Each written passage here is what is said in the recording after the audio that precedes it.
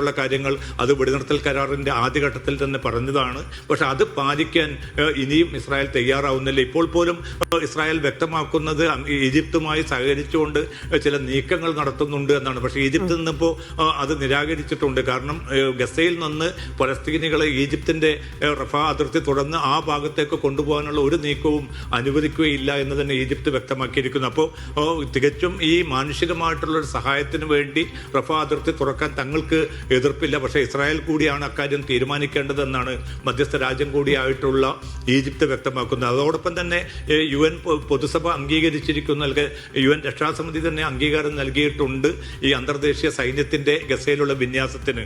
അതിൽ ഏതൊക്കെ രാജ്യങ്ങൾ ഭാഗഭാക്കാകും, എത്ര സൈന്യത്തെ നിയോഗിക്കും, ആ സൈന്യത്തിന്റെ ഉത്തരവാദിത്തം ആർക്കായിരിക്കും, അത്തരമൊരു ഘട്ടത്തിൽ ഇസ്രായേൽ സൈന്യം എവിടെ നിലയുറപ്പിക്കും, അവർക്ക് ഗസയ്ക്ക് പുറത്തേക്ക് പൂർണ്ണമായിട്ടും അവർ പോകാൻ തയ്യാറാകുമോ എന്നതുൾപ്പെടെയുള്ള വളരെ പ്രസക്തമായിട്ടുള്ള ചോദ്യങ്ങളും ഉന്നയിക്കപ്പെടുന്നുണ്ട്.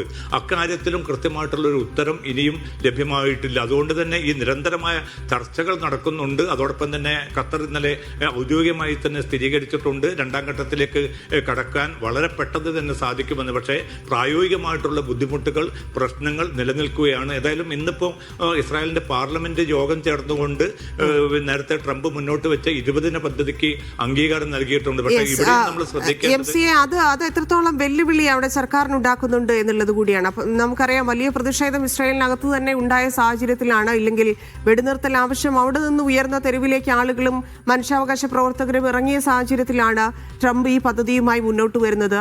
അത് ഇസ്രായേൽ ഇപ്പോൾ പാർലമെന്റ് അംഗീകരിച്ചിരിക്കുന്നു. എങ്കിൽ പോലും ഭരണകക്ഷി അംഗങ്ങൾ, പ്രത്യേകിച്ച് തീവ്ര വലതുപക്ഷ അംഗങ്ങൾ അതിൽ നിന്ന് വിട്ടുനിൽക്കുകയാണ്. അവർക്ക് നെതന്യാഹു അത് അക്സെപ്റ്റ് ചെയ്തതിലുള്ള, ഇല്ലെങ്കിൽ അതിപ്പോൾ പാർലമെന്റിൽ പോലും പാസ്സായതിലുള്ള ഒരു അതൃപ്തി സ്വാഭാവികമായിട്ടും ഉണ്ടാകും. അത് ഇസ്രായേൽ ഭരണകൂടത്തെ ബാധിക്കുന്നതാണോ, അത് വെല്ലുവിളിയാണോ?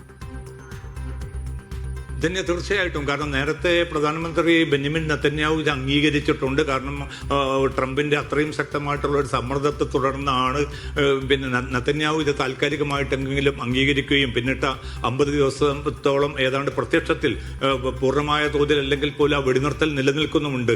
ഇനിയിപ്പോൾ അതിന്റെ അടുത്തൊരു ഘട്ടം എന്നതിലൊക്കെയാണ് ഇപ്പോൾ ഇസ്രായേൽ പാർലമെന്റിൽ, അതും പ്രതിപക്ഷ നേതാവ് യായർ ലാപ്പിഡാണ് ഇത് സംബന്ധിച്ച പ്രമേയം പാസാക്കിയത്.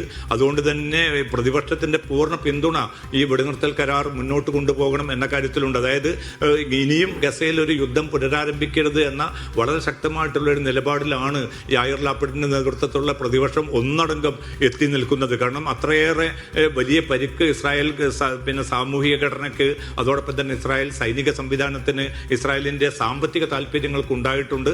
അതുകൊണ്ട് യുദ്ധം ഇതോടുകൂടി നിർത്തണം എന്ന ഒരു താല്പര്യത്തിന്റെ കൂടി പുറത്താണ് പ്രതിപക്ഷ നേതൃത്വം ഇതിൽ പിന്നെ ഈ പാർലമെന്റിൽ ഇന്ന് ഇതുമായി ബന്ധപ്പെട്ട ബില്ലവതരണം നടത്തുകയും അതുമായി ബന്ധപ്പെട്ട പൂർണ്ണ പിന്തുണ നൽകുകയും ചെയ്തു. പക്ഷെ ആ ഘട്ടത്തിൽ പോലും ഞാൻ നേരത്തെ സൂചിപ്പിച്ചതുപോലെ നെതന്യാഹുവിന്റെ നേതൃത്വത്തിലുള്ള ഭരണമുന്നണി ഈ വോട്ടെടുപ്പിൽ നിന്ന് വിട്ടുനിൽക്കുകയായിരുന്നു. അതിൽ തീവ്ര വലതുപക്ഷ നേതൃത്വമായിട്ടുള്ള ബെൻഗവിറും സ്മോട്രിക്കും ഒക്കെ ഈ വിട്ടുനിന്നവരിൽ ഉൾപ്പെടും.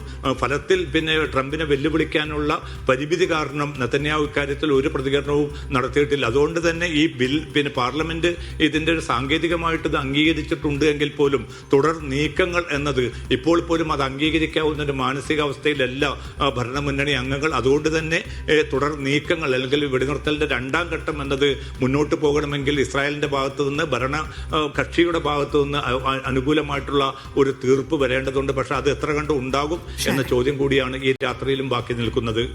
ധന്യ.